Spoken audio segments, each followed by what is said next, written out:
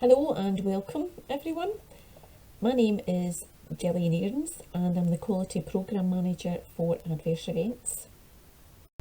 And today we're going through the steps of the Significant Adverse Event Review process, more commonly referred to as the SAER process, and leading up to communicating with patients and relatives and carrying out meetings with them.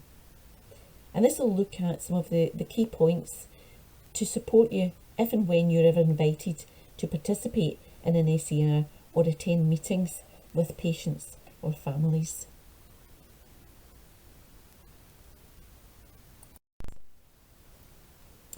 Now, as we all know, things can and they do go wrong sometimes, and when this happens, we want to report it as timely as possible. Adverse events are reported through the DATIC system, and depending on how serious or significant the event is, the appropriate severity is selected to record this. Most significant events are recorded as a Category 1, with serious events being recorded as a Category 2 moderate, both of which will have a review carried out.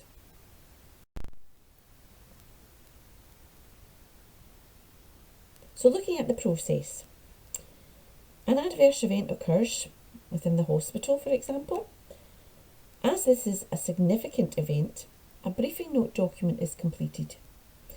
Now, this document is the communication tool used to alert the relevant senior management of this event and includes specific questions to be answered to ensure as much detail as possible about the event is collated onto it, as this allows for a timely and easy decision making.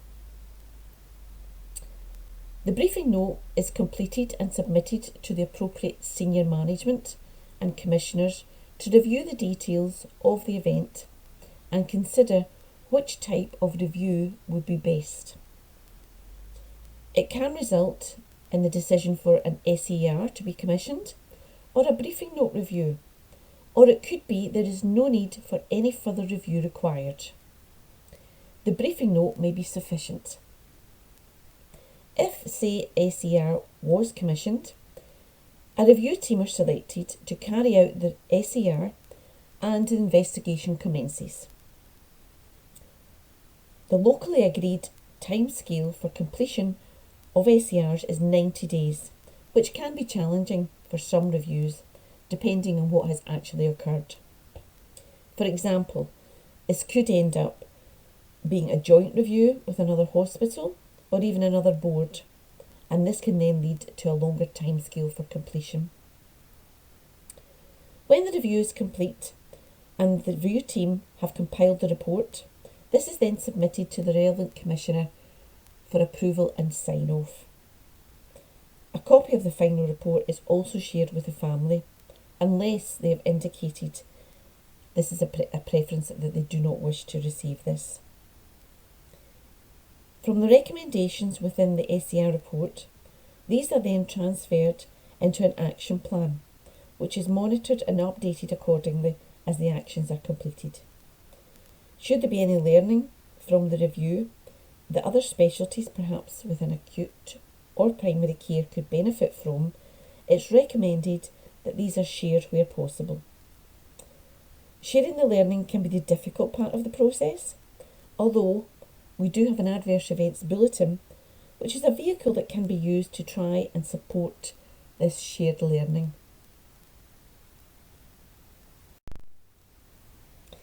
To support you with the review, there is an SAR toolkit, which is available on the Adverse Events webpage via FirstPort.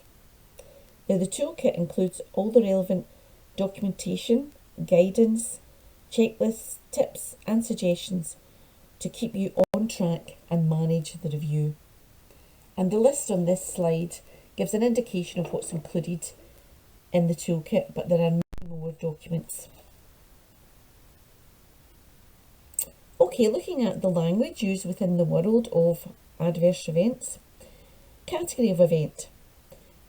This will only describe the harm. For example, it could be death, permanent harm, significant, serious, etc. type of review used to carry out the investigation of the event, the highest level of review being the SEER. SEER criteria. This would be if it's a Category 1 or possibly a Category 2 moderate adverse event, then this would meet the criteria for an SER to be commissioned. Duty of candour. This can be known at the time of the event, although sometimes you may need to do the SER to establish if it does trigger the legislation for duty of candour. Causation codes. These are what is known as outcome codes, and again, this may be known at the time of the event, or it may not be known until the SER has been carried out. Duty of candour can either be organisational or professional. What we are referring to here is the organisational duty of candour, where a patient has suffered serious harm as a result of an adverse event where the organisation has been responsible. But please don't get this mixed up with the professional duty of candour. Therefore, for an adverse event to trigger the legislation for duty of candour, there needs to be significant or serious harm that could have been prevented or avoided. The list of definitions on this slide are all highly likely to be investigated as an SER. So if all duty of candour events are investigated as an SER, then all the requirements of the legislation will be met, as this falls very naturally into the SER process. Causation codes. As mentioned, these are outcome codes and have codes numbers 1 to 4. Number 1. This is where everything to do with the care of the patient was carried out appropriately. Therefore, the outcome was unavoidable. Number 2. There could be some issues with the care, but these didn't affect the outcome. Therefore, didn't contribute to the event. Number 3. This is where there have been issues highlighted that we may have caused harm. Therefore, a review would be helpful to determine this. And number 4, again, there have been issues highlighted where we did contribute to causing the harm. These codes can be very helpful to conclude if the event could have been avoided or not. Now, for causation codes 1 and 2, these would not trigger the legislation for duty of candour. But for codes 3 and 4, these can trigger the legislation, and more so code 4, where we did contribute to the harm.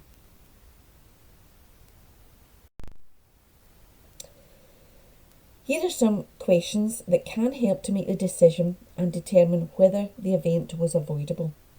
Now, all of these questions are included as part of the briefing note document. This is to help gather as much information and detail as possible about the event. Another prompt to help with decision making are these 3 short questions that you could ask. Harm or no harm? Avoidable or unavoidable? Did we cause the harm? And if the answer is yes to all of these, it's highly likely this is triggering the legislation for duty of candour, and an SER should be commissioned to investigate and get carried out. What doesn't help with any decision making is when your status can be related to as being in the halt mode, meaning when you're either hungry, angry, late or tired, or in fact if you're all 4 of these. This really isn't a good state to be in to making any decisions. Okay, so moving on to key stages of the review, where the event has occurred, it has been reported, and a decision has been made to commission the review.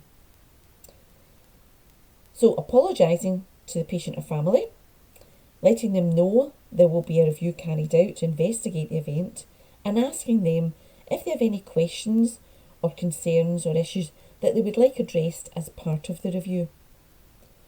providing them with some contact details should they wish to contact someone to ask about anything at all.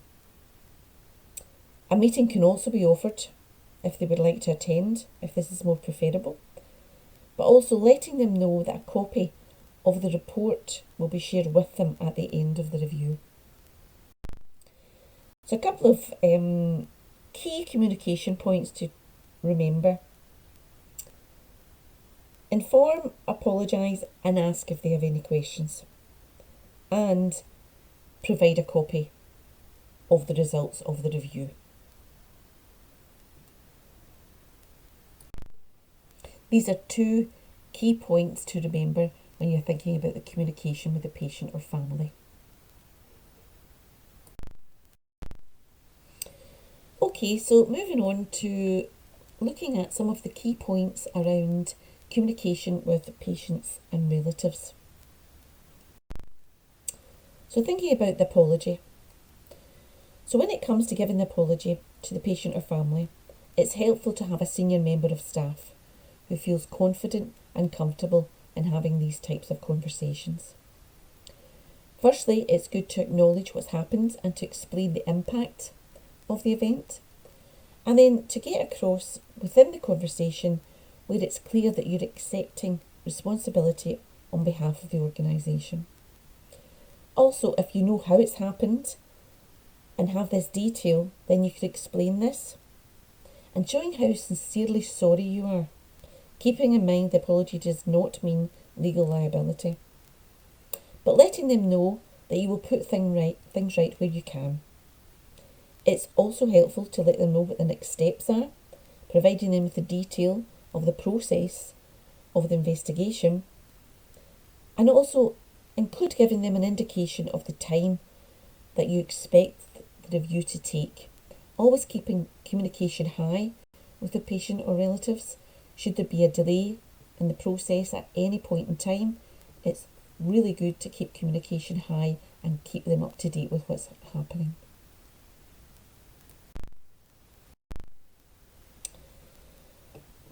And also use very clear and direct language to make your apology sound natural and sincere. And a couple of examples are, I'm sorry this has happened to you and I'm going to find out what went wrong and get back to you. Or another example, you have not received the care or treatment we planned for you and we are deeply sorry for this. There's also what is referred to as the 4 R's, which is another way of thinking about what and how for this. Reflect, regret, reason, remedy. So to reflect, just to stop and think about the situation and giving a sincere and meaningful apology to the patients and relatives. And if you know why it's happened, then it's great if we can give them that information. But if you don't, you want to tell them that you will find out. And also explaining what the actions are that you're going to take to help prevent this type of situation happening again, and how our organisation would learn from this type of event.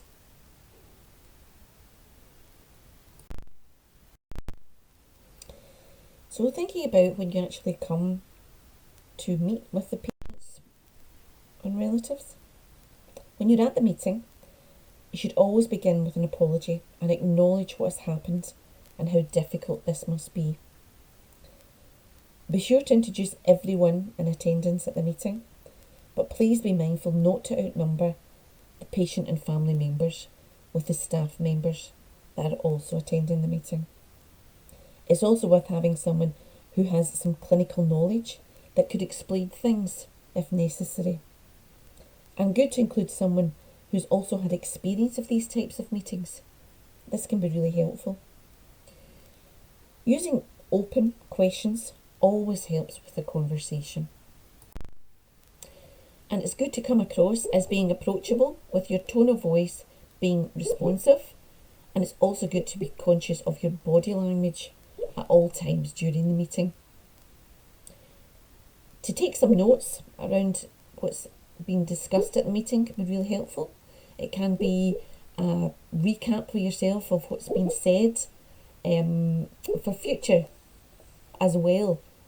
Thinking about what happened, what went on at the meeting, what was said, and keep this for future reference to learn from. On this slide, you'll see I've included a link for a short video of a scenario where it demonstrates a meeting with the family. If you want to take a note of the link and view it whenever is possible for yourself, it's worthwhile watching, and it's another way in which you may pick up some points on how to carry out this type of meeting.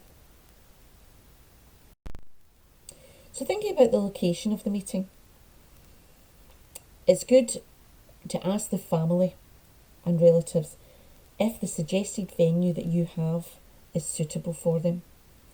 Always try for somewhere that has some calm atmosphere, not any hustle, bustle, busyness going on round about. And having some water and perhaps some tissues available on the table. This type of meeting can become very emotional for the family. Another thing to think around is having some toilet facilities within the area where you are. And making arrangements to ensure that you won't be disturbed and interrupted during the meeting, but also being mindful around the layout, how the meeting is set up, the tables and chairs, just in case it gets aggressive at any time during the meeting, and that way you're prepared. So preparing yourself, it's good to take some time out alone, gather your thoughts and read through all of the relevant documentation, gathering all the detail. It's also good to write down some of the specific topics that you want, even some facts that you think that really need to be mentioned during the meeting. Another option is that some people find helpful is to talk it through with a colleague.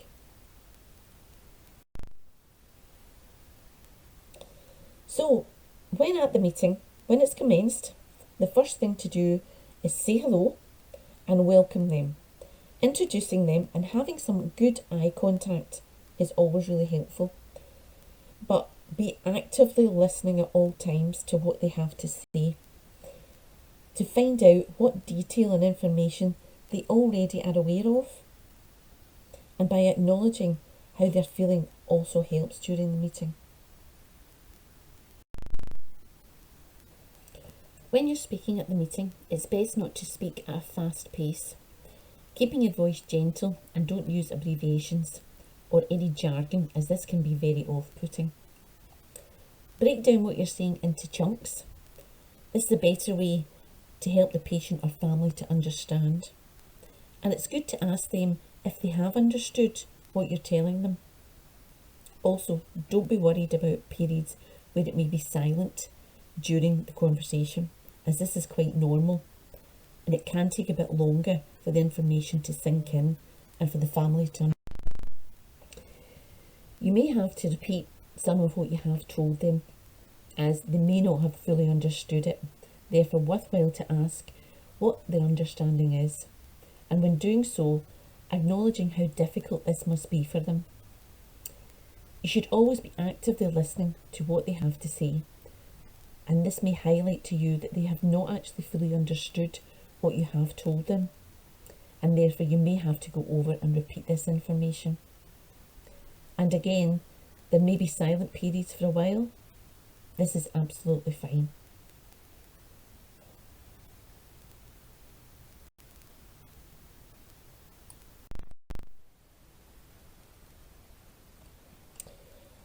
After the meeting, you want to be able to agree the way forward and describe the next steps of the options for ongoing care, giving them the opportunity to discuss these with you.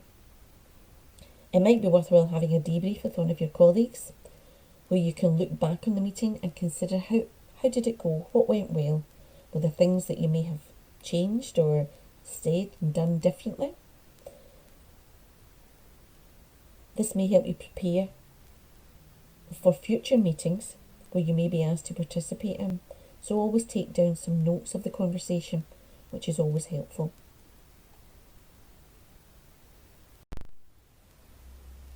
Okay, so thinking about some tips that you could take away. Think about this if this was you that was the patient or family member, and what and how would it make it easier to obtain the information? If the situation involves a family who has died, it's good to acknowledge the grief felt by the relatives and to use the deceased name. But please do not say you know how they feel, as this could be taken the wrong way by the patient or relatives and could become very upsetting. Listen to them and how they are describing what they're telling you. Use this same language back. This helps them to understand, as it's not helpful to vary the language. It can become very confusing. And lastly, try very hard not to rush the conversation. Let the patient and relatives take as much time as they need. This way it can make them a bit more relaxed during the meeting.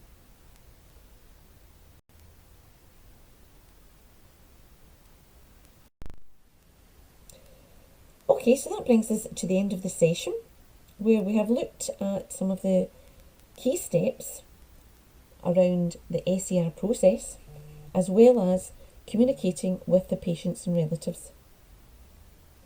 Should you have any questions in relation to any of the slides we have covered, these can be submitted to myself or any of the staff from the Adverse Event team, who are all available on the Global Address Book.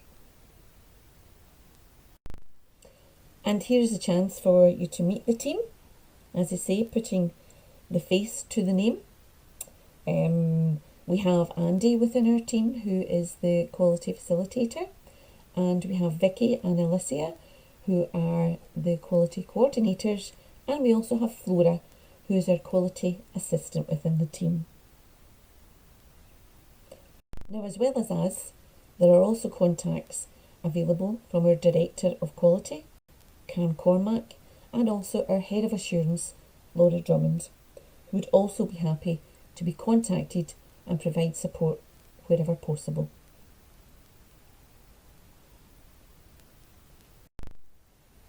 We would like to thank you for listening and taking the time today. We hope you have enjoyed the session and it was helpful. And hopefully there is something that you can take away from it and use whenever you may be involved in an SER or meetings with patients and families. Thank you again.